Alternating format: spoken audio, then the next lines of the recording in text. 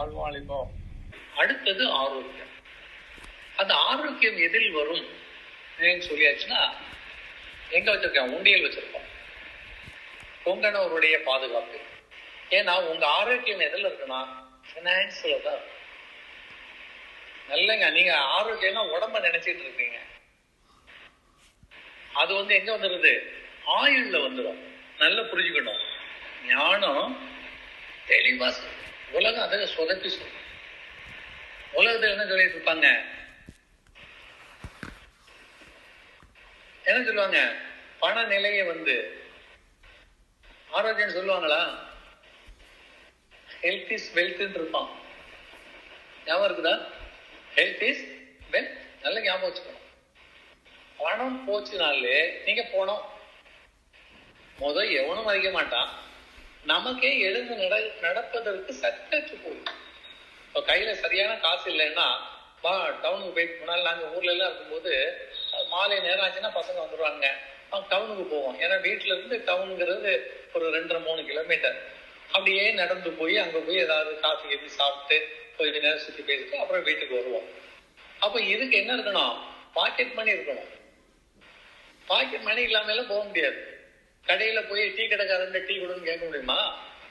இல்ல ஒரு பக்கோடா பாக்குறோம், பக்கோடா பிடிக்குது, வாங்கி நம்மளும் சாப்பிட்டு பக்கத்துல உள்ளவனும் கொடுக்கணும்னா நம்ம கையில இருக்கணும், காசு இருக்கணும். அடுத்தவங்க போய் கேட்க முடியாது. இப்போ எல்லாத்துக்குமே காலையில எழுந்த உடனே இருந்து நம்மள்கிட்ட என்ன இருக்கணும்? கேஷ்பேக் இருக்கணும், வீட்டுல இருக்கணும். சஃபிசியன்ட் தான். இன்றைய செலவுகளுக்கு, இந்த வார செலவுக்கு, இந்த மாச செலவுக்குன்னு ரெடியா இருக்கணும். பிள்ளைகளுக்கு ஸ்கூல் ஃபீஸ் கட்டுறது, வெளியில எங்கேயாவது போன ப்ரோக்ராம், யாருக்காவது பே பண்ண வேண்டியது, அதெல்லாம் நீங்க ரெடி பண்ணி வச்சிருந்தாதான் நீ ஆரோக்கியமா இருக்க முடியும். நீங்க பாருங்க, உடம்புலாம் நல்லதா இருக்கும், ஆனா மூஞ்சி விருகிட்டு இருக்கும், படுத்தே கிடப்பான், சுறுசுறுப்பு இருக்காது. என்னன்னு கேட்டா, பையனுக்கு ஃபீஸ் கொடுக்கணும்பா, அவன் ஸ்கூலுக்கு போகாம 3 நாளா வாத்தியார் எடுத்து விட்டாங்க. இவன் ஆரோக்கியம் போயிடும். எதுல போகுது? பணத்துல போகுது. இங்க ஆரோக்கியம் உடம்பு கையை தூக்க முடியல, காலை தூக்க முடியலன்னு நினைக்க கூடாது. இல்லையா? அது எங்க இருக்குது? உங்க மனதில் இருக்குது. மனமது செம்மையானால் மந்திரம் செதிக்க வேண்டும். அப்ப அந்த மன சுறுசுறுப்பா இருந்து கரெக்டா பிளான் போட்டு தரணும்னா அங்க என்ன வேணும்? கரன்சி வேணும். அதான் கரண்ட். நீங்க எனக்கு பணமே வேண்டாம், நான் ஞானத்துல போயிட்டேன், இதெல்லாம் ஹம்பக்கு. ஏமாந்துடாதீங்க, யாரையும் அப்படி ஏமாத்தாதீங்க. நீங்க யாரை சந்திச்சாலும் ஞானத்திலையும் சொன்னாலும் கூட, நான் நிறைய புஸ்தகம் படிக்கிறேன், நிறைய உபதேசம் கேட்கிறேன், குரு கொண்டு செய்யறேன், குரு வழியில போறேன், எல்லாம் கரெக்டுப்பா. ஒண்ணு காப்பாத்திக்கிறதுக்கு பணத்தை சேர்த்துட்டேன். அதுக்காக திருடணும், ஏமாத்தணும், பொய் சொல்லணும், அளவுக்கு மேல சேர்க்கணும்னு இல்லை. நெசசரி. உனக்கு தேவையான பணங்களை நீ தான் பார்த்துக்கணும், உழைச்சு. அப்ப அதுதான் உன்னுடைய ஆரோக்கியம். டெய்லி உழைக்கணும், தப்பு இல்லை. உடம்புக்கு அது சுறுசுறுப்பு. நீங்க டெய்லி உழைச்சு பாருங்க. ஓடுறீங்க, ஆடுறீங்க, ஆபீஸ்ல போயிட்டு இருந்தீங்க, உடம்பு எப்படி இருக்கும்? ரொம்ப ஹெல்த்தா இருக்கும். நீங்க பணம் சம்பாதிக்கணும்னு இறங்கினாலே உடம்பு சுறுசுறுப்பாயிரும். அப்போ நம்ம அந்த வாழ்க்கையில முதல்ல நமக்கு தேவை ஆயுள், அதுக்கு பிறகு ஆரோக்கியம். அப்ப அந்த ஆயுள் என்பது நம்முடைய உடம்பு வாழ்க்கை சார்ந்தது. ஆரோக்கியம் என்பது வெல்த்தை சார்ந்தது, பினான்ஸை சார்ந்தது. அதுக்குதான் அங்க உண்டியலை வைத்து காலையில முழிச்ச உடனே அது ஒரு கடனாவே நீங்க செய்யணும், கடமையாக செய்ய வேண்டும். நிறைய பேர் என்ன பண்ணாங்க, அது நம்ம வெளியில போகும்போது போட்டுக்கிறோம், அப்புறம் பார்த்துக்கலாம். அப்ப நீ கரெக்டா ஃபங்க்ஷன் ஆகலன்னு அர்த்தம். உங்க ஹார்ட்டு இப்ப வேண்டாம், கொஞ்ச நேரம் ரெஸ்ட் எடுப்பேன்னு பொத்திக்கிச்சின்னு வைங்களேன், என்ன ஆயிரும்? ஊத்திக்கும் வாழ்க்கை, இல்லையா? அது ஓடிக்கிட்டே இருக்கும். அப்போ உங்க உடம்பு எப்படி இருக்கணும்னு சொல்லியாச்சுன்னா ரெஸ்ட்லெஸ் லைஃபா இருக்கும். அது பாட்டுக்கு தொடர்ந்து சென்று கொண்டே இருக்க வேண்டும்.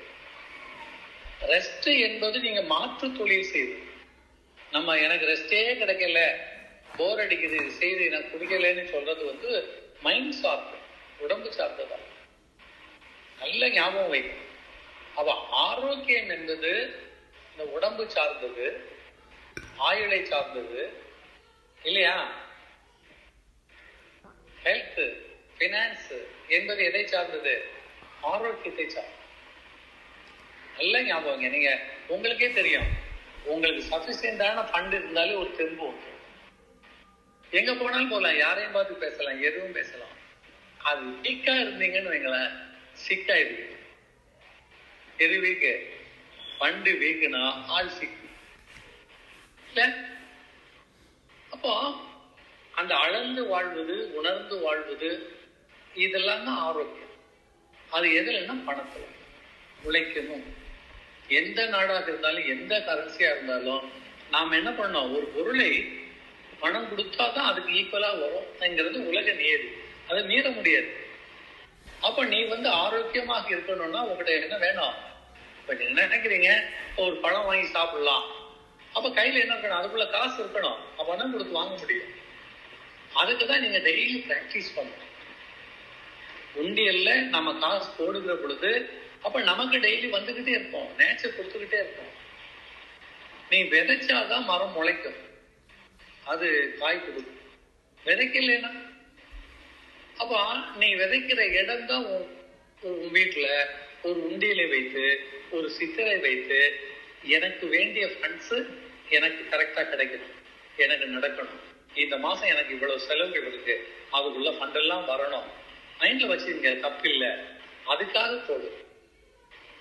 ஏன்னா இதான் பிராக்டிஸ். இப்ப நீங்க ஒரு போலீஸா இருக்கிறீங்க, நான் போலீஸ்ன்னு சொன்னா பத்தாது, டெய்லி ரவுண்ட்ஸ் போகணும், மைதானத்துல சுத்துன்னு சுத்தணும், எக்ஸசைஸ் பண்ணணும். அப்பதான் அந்த உடம்பு ஆரோக்கியமாகும் இல்லையா?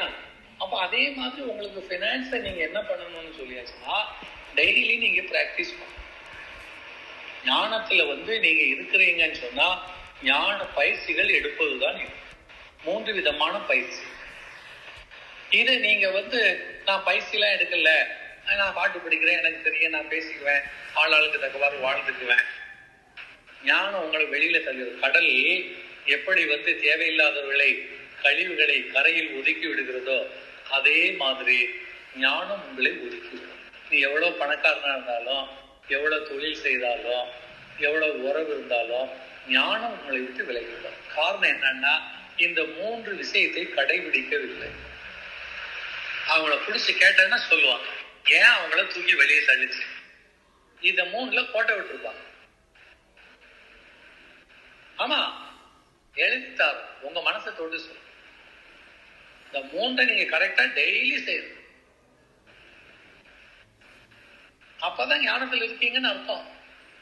உங்களுக்கு இந்த 3 டெய்லி வேணும். ஆரோக்கியம் கெட்டு போனா என்ன ஆகும்? ஆயில் கெட்டு போனா என்ன ஆகும்? யோசிச்சு பாருங்க. அப்ப தினசரி நமக்கு எப்படின்னா நல்ல ஆயுள் வேண்டும். நம்ம ஆசைப்பட்டபடி வாழணும். நம்ம வாழ்றது இல்லை, நம்ம பிள்ளைங்க வாழணும், அதுகளுக்கு சந்ததி வாழணும். 4 பேர் பார்த்து நம்ம குடும்பத்தை நாளைக்கு பாராட்டி பேசணும். நம்ம வாழ்ந்ததற்கு அடையாளமா சில தொண்டு செய்துட்டு போயிருக்கிறோம். இது இந்த மனித சமூகத்திற்கு கை கொடுக்கணும். ஏன்னா ஆயுள் முக்கியம். அப்ப அந்த ஆயுளுக்கு நீ என்ன செய்யற? ஒன்னும் செய்ய வேண்டாம். காலையில இருந்துச்சு அந்த சித்தர் சந்நிதியில போய் அந்த நீரை தொட்டு அந்த 3 இடத்தில் வைக்கக்கூடிய ஒரு பழக்கத்தை கை கொண்டால் ஆட்டோமேட்டிக்கா சோம்பேத்தனம் வராது, சுறுசுறுப்பு வரும். உங்க வேலைகளை பாருங்க. ஆளாளுக்கு வேற வேற வேலை இருக்கும், ஒரே வேலை இருக்காது. இந்த நிலையில் எல்லாருமே ஒன்றுபடுவீர்கள் தான். நல்ல ஞாபகத்தில் வச்சிருக்கேன். இந்த நிலையில் நீங்க எல்லாருமே ஒன்றுபடுவீர்கள். எதுல? இந்த 3 சித்தர்களை நீங்கள் கை கொள்வதில் ஞானத்தில் உள்ளவங்க எல்லாரும் ஒரே நிலையில இருப்பீங்க. நல்ல ஞாபகம் வச்சுக்கணும். ஆனா உங்க வாழ்க்கை நிலை என்பது ஒவ்வொரு ஆளுக்கும் வேற. உங்க ஆயுள் வேற, உங்க சந்தோஷம் வேற, உங்க செயல்பாடு வேற, அதெல்லாம் வேற வேற. அப்ப ஞானத்துல நாம எல்லாம் ஒரே நிலையில இருக்கிறோம் சொன்னா இந்த ஒரு நிலையில் தான். இந்த இடத்தை மிஸ் பண்ணிடக்கூடாது. காலையில எழுந்தவுடன் இது எப்படின்னு சொன்னா, ஒரு நீர் ஓடுது. இந்த நீரோட்டத்துக்கு 2 பக்கமும் கரை கட்டணும். கெட்டினாதான் அது வேஸ்ட் ஆகாம கரெக்டா போகுது. ஒரு ஆறு ஓடுது இல்லையா, ஒரு சேனல் போகுது, என்ன வேணும்? அணை வேண்டும். 2 பக்கமும் அணை கட்டிருக்கணும். அப்பதான் வேஸ்ட் ஆகாது. அதுக்கு ஒரு குளமாக இருந்தா கூட கரை வேண்டும். அதே போல உங்க வாழ்க்கையில இந்த சாதகம் இந்த பயிற்சி ரொம்ப முக்கியம். ஆனா பக்தி மார்க்கத்திலேயே மற்ற வழியில உள்ளவங்க கம்பல்சரியா செய்வதே இல்லை. நமக்கும் அவங்களுக்கு வித்தியாசம் என்னன்னா, நாம தொடர் பயிற்சி செய்பவர்களாக இருக்கும், விடவே கூடாது. அப்போ ஒன்றை பற்றி கொண்டால் முழுமையாக அதன் வழியிலேயே நம்ம வாழ்ந்தால்தான் அதனுடைய பலனை அடைய முடியும்.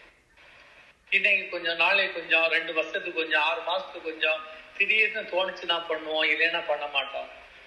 ஞானத்துல இல்லை. நீங்க ஞானத்துல இருந்து ஒரு நாள் உங்களை அது வெளியில தள்ளிட்டுனா நிறைய ட்ரபிள் சந்திப்பீங்க. ஞாபகம் வச்சு, சம்மந்தமில்லாத ஒரீஸ் வந்துடும், சம்மந்தமில்லாத எதிர்ப்புகள் வந்துடும். ஏன்னு தெரியாது, உங்களால கண்டுபிடிக்கவே முடியாது. பட் கரெக்டா உட்கார்ந்து பாத்தீங்கன்னா நாம் அந்த ரெகுலரைஸ்ல இல்லை. இந்த 3 சித்தர்களையும் தினசரி நாம் தரிசித்து ஆக வேண்டும். அவர்கள் நம்மளை ஞாபகம் வைத்துக் கொள்வதற்கு நீங்கள் உங்களை முகத்தை காட்ட வேண்டும். இது ரொம்ப முக்கியம். அப்ப இந்த வாழ்க்கை வாழ்கிற வரை நமக்கு என்ன தேவைன்னா 3 விஷயம் தேவை. ஆயுள், ஆரோக்கியம், அடுத்தது சௌக்கியம்.